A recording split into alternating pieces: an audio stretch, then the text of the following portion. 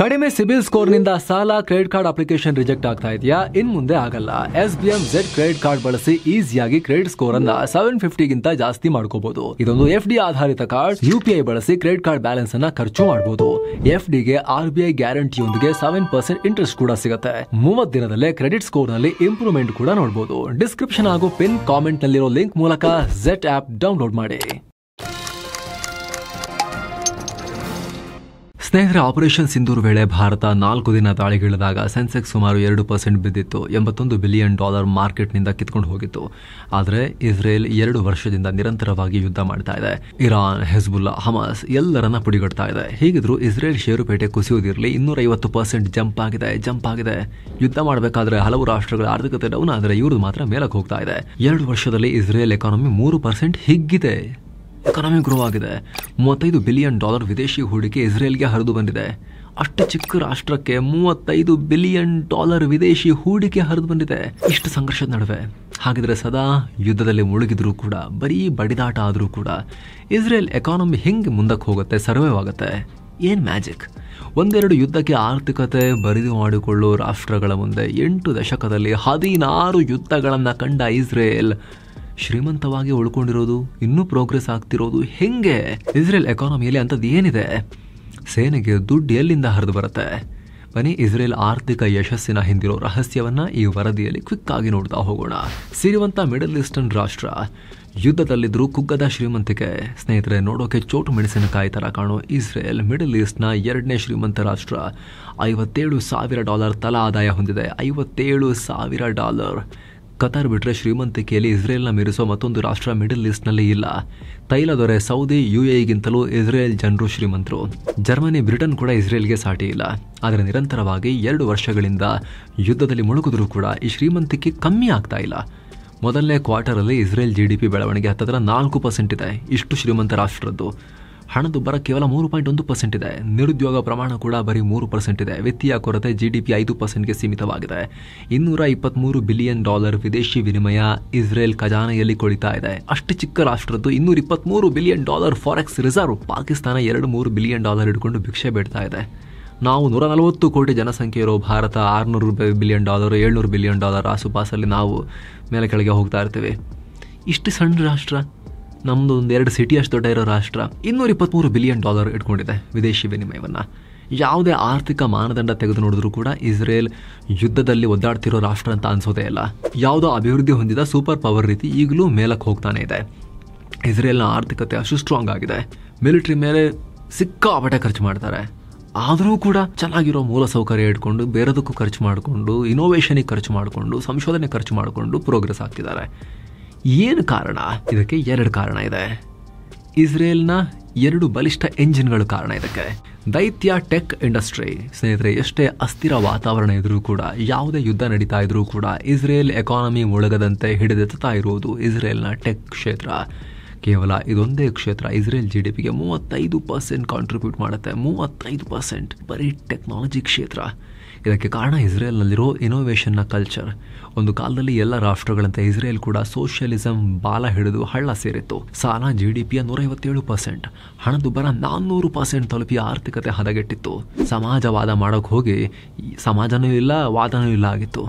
ಆದರೆ ನಿಧಾನಕ್ಕೆ ಆರ್ಥಿಕ ಸುಧಾರಣೆಗಳನ್ನು ತರುವ ಮೂಲಕ ಇಸ್ರೇಲ್ ತನ್ನ ಎಕಾನಮಿಯನ್ನು ಚೇಂಜ್ ಮಾಡ್ಕೊಳ್ತು. ಇನೋವೇಷನ್ ಕಡೆಗೆ ಫೋಕಸ್ ಮಾಡ್ತು. ಅದರಲ್ಲೂ ಕೂಡ ಡಿಫೆನ್ಸ್ ಕ್ಷೇತ್ರದಲ್ಲಿ ಸಂಶೋಧನೆಗೆ ಹೆಚ್ಚಿನ ದುಡ್ಡನ್ನು ಸುರಿತು. ಆರ್ಥಿಕತೆಯನ್ನು ಓಪನ್ ಅಪ್ ಮಾಡ್ತು. ಲಿಬರಲೈಸೇಷನ್ ತಗೊಂಬಂತು. ಅಮೆರಿಕ, ಫ್ರಾನ್ಸ್ನಂತಹ ಗಟ್ಟಿ ರಾಷ್ಟ್ರಗಳ ರಿಸರ್ಚ್ಗೆ 1-2% GDPಯ ದುಡ್ಡನ್ನು ಖರ್ಚು ಮಾಡ್ತಿರುವಾಗ ತನ್ನ GDPಯ 5% ಹಣವನ್ನು ಕೇವಲ R&Dಗೆ, ರಿಸರ್ಚ್ ಆ್ಯಂಡ್ ಡೆವಲಪ್ಮೆಂಟ್ ಅಷ್ಟಕ್ಕೆ ಮೀಸಲಿಟ್ರು. ನಮ್ದೆಷ್ಟು ಗೊತ್ತಾ? ನಮ್ಮ ಡಿಫೆನ್ಸ್ ಬಜೆಟ್ 2% ದಾಟಕ್ಕೆ ಒದ್ದಾಡ್ತಿದ್ದೀವಿ ನಾವು. ಡಿಫೆನ್ಸ್ ಬಜೆಟ್, ಇಡೀ ಡಿಫೆನ್ಸ್ಗೆ. ಇವರು ಕೇವಲ ರಿಸರ್ಚ್ ಆ್ಯಂಡ್ ಡೆವಲಪ್ಮೆಂಟ್, ಸಂಶೋಧನೆ ಮತ್ತು ಅಭಿವೃದ್ಧಿ, ಅದಕ್ಕೇನೆ GDPಯ 5% ದುಡ್ಡನ್ನು ಸುರಿದ್ರು. ಕ್ರಾಂತಿ ಮಾಡಿದ್ರು ಟೆಕ್ನಾಲಜಿಯಲ್ಲಿ. ಪರಿಣಾಮ ಇಸ್ರೇಲ್ನಲ್ಲಿ ಹೊಸ ಆವಿಷ್ಕಾರ, ಹೊಸ ತಂತ್ರಜ್ಞಾನ ಅಭಿವೃದ್ಧಿ ಆಗೋಕ್ಕೆ ಸಾಧ್ಯ ಆಯಿತು. ಅಲ್ಲದೆ ಕಡ್ಡಾಯ ಮಿಲಿಟರಿ ಸೇವೆ ಇರೋದ್ರಿಂದ ಸೇನೆಯಲ್ಲಿ ರಿಸರ್ಚ್ ಕ್ಷೇತ್ರದಲ್ಲಿ ಕೆಲಸ ಮಾಡಿ ಬಂದ ಜನ ಖಾಸಗಿ ಕಂಪನಿಗಳನ್ನು ಸೇರಿ ಅಲ್ಲೂ ಕೂಡ ಇನೋವೇಟ್ ಮಾಡೋಕ್ಕೆ ಶುರು ಮಾಡಿದ್ರು. ತಾವೇ ಹೊಸ ಕಂಪನಿಗಳನ್ನು ಹುಟ್ಟುಹಾಕಿದ್ರು. ಇದರಿಂದ ಇಸ್ರೇಲ್ನಲ್ಲಿ ಖಾಸಗಿ ಟೆಕ್ ಕಂಪನಿಗಳು ಸಿಕ್ಕಾಪಟ್ಟೆ ಬೆಳೆದ್ಬಿಟ್ವು. ಸ್ಟಾರ್ಟಪ್ ಕಂಟ್ರಿ ಆಯಿತು. ಏವಿಯೇಷನ್, ಬಯೋಟೆಕ್, ಡಿಫೆನ್ಸ್ ಕಂಪನಿಗಳು ಬಿಲ್ಡ್ ಆದವು. ಇದಕ್ಕೆ ತಕ್ಕಂತೆ ಇಸ್ರೇಲ್ ಸರ್ಕಾರ ಕೂಡ ಯೋಜ್ಮಾ ಅನ್ನೋ ವಿನೂತನ ಹೂಡಿಕೆ ಪ್ರೋಗ್ರಾಂ ತಂದು ಇಂಥ ಹೊಸ ಸ್ಟಾರ್ಟ್ಅಪ್ ಕಂಪನಿಗಳಿಗೆ ಬೆಂಬಲವಾಗಿ ನಿಲ್ತು. ಸರ್ಕಾರವೇ ವೆಂಚರ್ ಕ್ಯಾಪಿಟಲಿಸ್ಟ್ ರೀತಿ ಹೂಡಿಕೆ ಕೂಡ ಮಾಡ್ತು. ಪರಿಣಾಮ ಇಸ್ರೇಲ್ ಇವತ್ತು ಅತಿ ಹೆಚ್ಚು ಸ್ಟಾರ್ಟ್ಅಪ್ ಆಕ್ಟಿವಿಟಿ ಹೊಂದಿರೋ ರಾಷ್ಟ್ರ, ಸ್ಟಾರ್ಟ್ಅಪ್ ಡೆನ್ಸಿಟಿ ಹೊಂದಿರೋ ರಾಷ್ಟ್ರ. ಇಸ್ರೇಲ್ನಲ್ಲಿ 7,000ಕ್ಕೂ ಅಧಿಕ ಸ್ಟಾರ್ಟ್ಅಪ್ ಕಂಪನಿಗಳಿವೆ. ಹೀಗಾಗಿ ಇಸ್ರೇಲ್ನ ಆಗಲೇ ಹೇಳಿದ ಹಾಗೆ ಸ್ಟಾರ್ಟ್ಅಪ್ ನೇಷನ್ ಅಂತ ಕೂಡ ಕರೀತಾರೆ. ಟೆಲ್ ಅವ್ಯೂ ಸುತ್ತ ಗೂಗಲ್, ಫೇಸ್ಬುಕ್, ಆಪಲ್, ಇಂಟೆಲ್ ಕಂಪನಿಗಳ 365ಕ್ಕೂ ಅಧಿಕ R&D ಸೆಂಟರ್ಗಳು ಇಸ್ರೇಲ್ನಲ್ಲಿವೆ.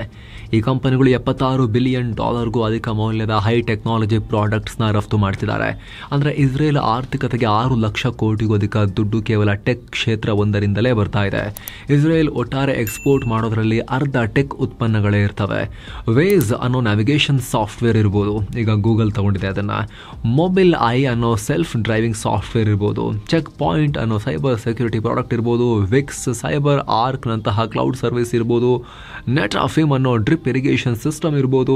ಇತ್ತೀಚೆಗೆ ಬಹಳ ಕುಖ್ಯಾತಿಗೆ ಅಂತಾರಾಷ್ಟ್ರೀಯವಾಗಿ ಕೋಲಾಹಲಕ್ಕೆ ಒಳಗಾಗಿದ್ದ ಪೆಗಾಸಸ್ ಸ್ಪೈವೇರ್ ಇರ್ಬೋದು. ಭಾರತದಲ್ಲೂ ಕೂಡ ಕೋಲಾಹಲ ಆಗಿದ್ದಿದ್ರ ಬಗ್ಗೆ.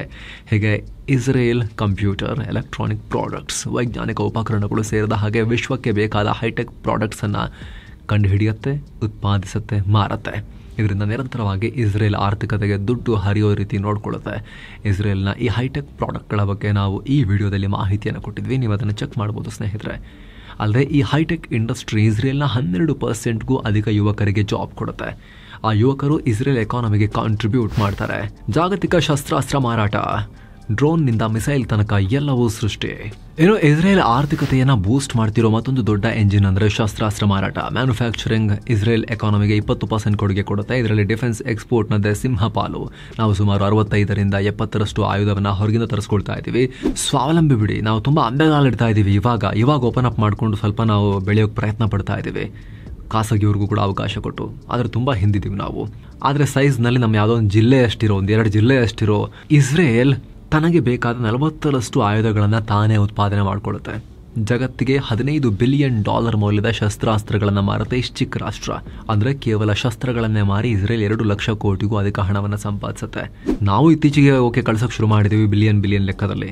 ಆದರೆ ನಮ್ಮ ದೇಶ ಎಷ್ಟು ದೊಡ್ಡದು, ನಮ್ಮ ಜನಸಂಖ್ಯೆ ಎಷ್ಟು, ಇಸ್ರೇಲ್ ಎಷ್ಟು ದೊಡ್ಡದು, ಅದನ್ನು ಯೋಚನೆ ಮಾಡಬೇಕಲ್ಲ. ಹೀಗಾಗಿ ಇಸ್ರೇಲ್ ಜಗತ್ತಿನ ರಕ್ಷಣಾ ರಫ್ತಿನಲ್ಲಿ ದೊಡ್ಡ ಸ್ಥಾನವನ್ನು ಪಡೆದಿದೆ. ಜಾಗತಿಕ ಶಸ್ತ್ರಾಸ್ತ್ರ ರಫ್ತಿನಲ್ಲಿ ಇಸ್ರೇಲ್ ಪಾಲು 2.3% ಇದೆ. ಇಸ್ರೇಲ್ನಲ್ಲಿ 150ಕ್ಕೂ ಅಧಿಕ ಡಿಫೆನ್ಸ್ ಕಂಪನಿಗಳಿವೆ. ರಫೈಲ್ ಕಂಪನಿ ಇರ್ಬೋದು. ರಫೈಲ್ ಅಂದರೆ ರಫೈಲ್ ವಿಮಾನ ಮಾಡೋ ಕಂಪನಿ ಅಲ್ಲ. ರಫೈಲ್ ವಿಮಾನವನ್ನು ಫ್ರಾನ್ಸ್ನ ದಸೋ ಮಾಡೋದು, ಇದು ಬೇರೆ ಇನ್ನೊಂದು Raphael defence company. Israel aerospace industries ಇರ್ಬೋದು. ಡ್ರೋನ್ಗಳನ್ನು, ಮಿಸೈಲ್ಗಳನ್ನು, ಸ್ಫೋಟಕಗಳನ್ನು, ಸೇನೆಗೆ ಬೇಕಾದ ಬೂಟ್ನಿಂದ ಹಿಡಿದು ಏರ್ ಡಿಫೆನ್ಸ್ ಸಿಸ್ಟಮ್ ತನಕ ಎಲ್ಲವನ್ನು ಈ ಕಂಪನಿಗಳು ಉತ್ಪಾದಿಸ್ತಾರೆ.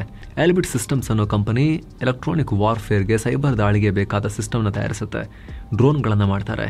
ಇವಲ್ಲದೆ ಮನುಷ್ಯರೇ ಇಲ್ಲದ ಗಸ್ತು ವಾಹನಗಳು, ಮೊಬೈಲ್ ರೇಡಾರ್ ಸಿಸ್ಟಮ್, ಸ್ಯಾಟಲೈಟ್ಗಳು, ಹೀಗೆ ಶತ್ರುಗಳ ವಿರುದ್ಧ ಒಬ್ಬ ಮನುಷ್ಯ ಅಥವಾ ಒಂದು ದೇಶ ಏನೆಲ್ಲ ಬಳಸಬಹುದು ಆ ಎಲ್ಲ ಅಸ್ತ್ರಗಳನ್ನು ಇಸ್ರೇಲ್ ಕಂಪನಿಗಳು ತಯಾರಿಸ್ತವೆ. ಇಸ್ರೇಲ್ ಶಸ್ತ್ರಾಸ್ತ್ರಗಳಿಗೆ ನಾವು ಕೂಡ ದೊಡ್ಡ ಗ್ರಾಹಕ. ಇಷ್ಟು ದೊಡ್ಡ ರಾಷ್ಟ್ರ, ಅಲ್ಲಿಂದ ತರಿಸ್ಕೋತೀವಿ ನಾವು, ಆ ಪುಟಾಣಿಗಳ ಹತ್ರ ಇಸ್ಕೊಂಡು ತಗೊಳ್ತೀವಿ. ಪ್ರತಿ ವರ್ಷ ಇಸ್ರೇಲ್ನ ಸುಮಾರು 34ರಿಂದ 37 ರಕ್ಷಣಾ ಉತ್ಪನ್ನಗಳನ್ನು ನಾವು ಖರೀದಿ ಮಾಡ್ತೀವಿ. ಅಂತ ಸೋ ಕಾಲ್ಡ್ ವಿಶ್ವದ ದೊಡ್ಡಣ್ಣ ಅಮೆರಿಕ ಕೂಡ ಇಸ್ರೇಲ್ ಹತ್ರ ಸರ್ವೆಲೆನ್ಸ್ ಸಿಸ್ಟಮ್, ರೆಡಾರ್ ಟೆಕ್ನಾಲಜಿಯನ್ನು ಖರೀದಿ ಮಾಡುತ್ತೆ. ಉಳಿದಂತೆ ಹಣಕಾಸು ಕ್ಷೇತ್ರ, ಇನ್ಶೂರೆನ್ಸ್ ಸರ್ವಿಸ್, ಟೂರಿಸಂ, ಹಾಸ್ಪಿಟಾಲಿಟಿ ಸೇರಿದ ಹಾಗೆ ಸರ್ವಿಸ್ ಕ್ಷೇತ್ರ ಕೂಡ ದೊಡ್ಡ ಮಟ್ಟದಲ್ಲಿ ಇಸ್ರೇಲ್ ಎಕಾನಮಿಗೆ ಕಾಂಟ್ರಿಬ್ಯೂಟ್ ಮಾಡುತ್ತೆ. ಜೊತೆಗೆ ವಿದೇಶಿ ಹೂಡಿಕೆ ಕೂಡ ಇಸ್ರೇಲ್ಗೆ ದೊಡ್ಡ ಮಟ್ಟದಲ್ಲಿ ಹರಿದು ಬರುತ್ತೆ. ಪ್ರತಿ ವರ್ಷ $20 ಬಿಲಿಯನ್ FDI ಬರುತ್ತೆ. ಎಷ್ಟೇ ಅಸ್ಥಿರ ವಾತಾವರಣ ಇದ್ರೂ ನಿಲ್ಲೋದಿಲ್ಲ.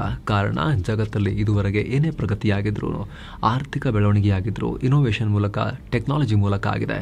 ವಿಮಾನದಿಂದ ಸಾವಿರಾರು ಕಿಲೋಮೀಟರ್ ದೂರವನ್ನು ಗಂಟೆಗಳಲ್ಲೇ ಪ್ರಯಾಣ ಮಾಡೋ ಹಾಗಾಯಿತು. ಇದರಿಂದ ವ್ಯಾಪಾರ, ಜನರ ಓಡಾಟ ಹೆಚ್ಚಾಯಿತು, ಆರ್ಥಿಕ ಚಟುವಟಿಕೆ ಹೆಚ್ಚಾಗಿ ಪ್ರಗತಿಯಾಯಿತು. ಅದೇ ರೀತಿ ಮೊಬೈಲ್, ಇಂಟರ್ನೆಟ್ ಬಂದು ಈ ಓಟಕ್ಕೆ 100 ಪಟ್ಟು ವೇಗ ಸಿಕ್ತು. ಹೀಗೆ ಏನೇ ಕ್ರಾಂತಿ ಆದರೂ ಇನೋವೇಷನ್ನಿಂದ, ಟೆಕ್ನಾಲಜಿಯಿಂದ ಇದೆಲ್ಲ ಬದಲಾವಣೆ ಆಗ್ತಿರೋದು. ಹೀಗಾಗಿ ಇಸ್ರೇಲ್ನಲ್ಲಿ ಆ ಇನೋವೇಷನ್ ಕಲ್ಚರ್, ಆವಿಷ್ಕಾರದ ಮೈಂಡ್ಸೆಟ್ ಇರೋದ್ರಿಂದ ಜಾಗತಿಕ ಹೂಡಿಕೆದಾರರು ಇಸ್ರೇಲ್ನಲ್ಲಿ ದುಡ್ಡು ಹಾಕ್ತಾರೆ. ಇಸ್ರೇಲ್ನಲ್ಲಿ ಅಷ್ಟೊಂದು ಬ್ರಿಲಿಯಂಟ್ ಮಾನವ ಸಂಪನ್ಮೂಲ ಇದೆ. ಅಲ್ಲದೆ ಎಷ್ಟೇ ಯುದ್ಧ ಇದ್ರೂ ಕೂಡ ಕನ್ಸಂಪ್ಷನ್ ಕುಸಿಯಲ್ಲ, ಕಂಪನಿಗಳು ನಿಲ್ಲಲ್ಲ. ಟೆಕ್ ಕಂಪನಿಗಳಾಗಿರೋದ್ರಿಂದ ಬೇಕಾದರೆ ಮನೆಯಿಂದಲೇ ಕೆಲಸ ಮಾಡ್ತಾರೆ, ಬಂಕರ್ನಿಂದ ಕೆಲಸ ಮಾಡ್ತಾರೆ. ನಿರುದ್ಯೋಗ ಪ್ರಮಾಣ ಕೂಡ ತುಂಬ ಕಮ್ಮಿ. ಹೀಗಾಗಿ ಹೂಡಿಕೆದಾರರು ಯಾವುದೇ ಆತಂಕ ಇಲ್ಲ, ಇಸ್ರೇಲ್ನಲ್ಲಿ ಲಾಸ್ ಆಗಲ್ಲ ಅಂತ ಇನ್ವೆಸ್ಟ್ ಮಾಡ್ತಾರೆ. ಸ್ನೇಹಿತರೆ, ನಿಮಗೂ ಅಚ್ಚರಿಯ ಫ್ಯಾಕ್ಟ್ ಹೇಳ್ತೀವಿ ಕೇಳಿ. ನೊಬೆಲ್ ಪ್ರೈಸ್ ಎಕನಾಮಿಕ್ಸ್ ಅಲ್ಲ, ಅಥವಾ ಈ ಶಾಂತಿ ನೊಬೆಲ್ ಅಲ್ಲ, ಸೈನ್ಸ್ಗೆ, ಇನೋವೇಷನ್ಗೆ ಬರೋ ನೊಬೆಲ್ ಪ್ರಶಸ್ತಿ ಇದೆಯಲ್ಲ, ತುಂಬ ಕಷ್ಟ ವಿಜ್ಞಾನಿಗಳು ಇದನ್ನು ಪಡೆಯೋದು. ಯಹೂದಿಗಳು ಇದುವರೆಗೆ ಎಷ್ಟು ಪಡ್ಕೊಂಡಿದ್ದಾರೆ ಗೊತ್ತಾ? Science Nobel. ನಿಮಗೆ ಸೈನ್ಸ್ಗೆ ಅವರ ಕಾಂಟ್ರಿಬ್ಯೂಷನ್ ಅರ್ಥ ಆಗುತ್ತೆ ಅವಾಗ. ಐನ್ಸ್ಟೀನ್ ಕೂಡ ಒಬ್ಬ ಯಹೂದಿ, ನಿಮಗೆ ಗೊತ್ತಿರ್ಬೋದು. ಟೋಟಲ್ ಯಹೂದಿಗಳು ಎಷ್ಟು ಪಡ್ಕೊಂಡಿದ್ದಾರೆ ಅಂತ ಚೆಕ್ ಮಾಡಿ ನೋಡಿದ್ರೆ ನಿಮಗೆ ದಿಗ್ಭ್ರಮೆ ಆಗುತ್ತೆ. 153 ಸೈನ್ಸ್ ನೊಬೆಲ್ಗಳು ಯಹೂದಿಗಳಿಗೆ ಹೋಗಿದೆ, ಜ್ಯೂಸ್ಗೆ ಹೋಗಿದೆ. ಅಂದರೆ ಟೋಟಲ್ ಸೈನ್ಸ್ ನೊಬೆಲ್ಗಳಲ್ಲಿ ಹೆಚ್ಚು ಕಮ್ಮಿ ಕಾಲು ಭಾಗ ಬರೀ ಜಗತ್ತಿನ 800 ಕೋಟಿಗೂ ಅಧಿಕ ಪಾಪ್ಯುಲೇಷನಲ್ಲಿ ಒಂದು ಚುಕ್ಕೆ ಥರ ಇರೋ 1-1.5 ಕೋಟಿ ಜನಸಂಖ್ಯೆ ಇರೋ ಯಹೂದಿಗಳು 153 ಸೈನ್ಸ್ ನೊಬೆಲ್ಗಳನ್ನು ಪಡ್ಕೊಂಡಿದ್ದಾರೆ. 153 ಟೋಟಲ್ ಸೈನ್ಸ್ ನೊಬೆಲ್ಗಳಲ್ಲಿ ಕಾಲು ಭಾಗ. ಭಾರತೀಯ ಮೂಲವರು ಎಷ್ಟು ಪಡ್ಕೊಂಡಿದ್ದಾರೆ ಗೊತ್ತಾ?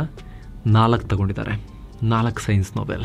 ಹಾಗಾಗಿ ಇಲ್ಲಿ ಅರ್ಥ ಆಗುತ್ತೆ ಸೈನ್ಸ್ನ ಪ್ರೋಗ್ರೆಸ್ನಲ್ಲಿ, ಟೆಕ್ನಾಲಜಿಯ ಬೆಳವಣಿಗೆಯಲ್ಲಿ ಇವರ ಕೊಡುಗೆ ಎಷ್ಟಿದೆ ಅಂತ ಅರ್ಥ ಆಗುತ್ತೆ ಇಲ್ಲಿ. ಹಾಗಂತ ಸ್ನೇಹಿತರೆ, ಕೇವಲ ಸ್ವಂತ ಶಕ್ತಿಯಿಂದಷ್ಟೇ ಇಸ್ರೇಲ್ ಆರ್ಥಿಕತೆ ನಡೀತಾ ಇಲ್ಲ. ಸ್ಟ್ರಾಟಜಿಕ್ ಕಾರಣದಿಂದ ದೊಡ್ಡ ಪ್ರಮಾಣದ ನೆರವು ಅಮೆರಿಕ, ಯುರೋಪ್ನಿಂದ ಇಸ್ರೇಲ್ಗೆ ಹರಿದು ಬರುತ್ತೆ. 2019 ಒಪ್ಪಂದದ ಪ್ರಕಾರ ಅಮೆರಿಕ ಪ್ರತಿ ವರ್ಷ ಇಸ್ರೇಲ್ಗೆ $3.3 ಬಿಲಿಯನ್ ನೆರವು ಕೊಡುತ್ತೆ. ಜೊತೆಗೆ $500 ಮಿಲಿಯನ್ ಹಣವನ್ನು ಐರನ್ ಡೋಮ್ನಂತ ಮಿಸೈಲ್ ಡಿಫೆನ್ಸ್ ಸಿಸ್ಟಮ್ಗಳ ಅಭಿವೃದ್ಧಿಗೆ ಕೊಡುತ್ತೆ. ಜೊತೆಗೆ ವಾರ್ ರಿಸರ್ವ್ ಸ್ಟಾಕ್ ಪೈಲ್ ಅಂತ ತುರ್ತು ಸಂದರ್ಭಕ್ಕಾಗಿ ಅಮೆರಿಕ $1 ಬಿಲಿಯನ್ ಮೌಲ್ಯದ ಶಸ್ತ್ರಾಸ್ತ್ರವನ್ನು ಇಸ್ರೇಲ್ನಲ್ಲಿಟ್ಟಿದೆ.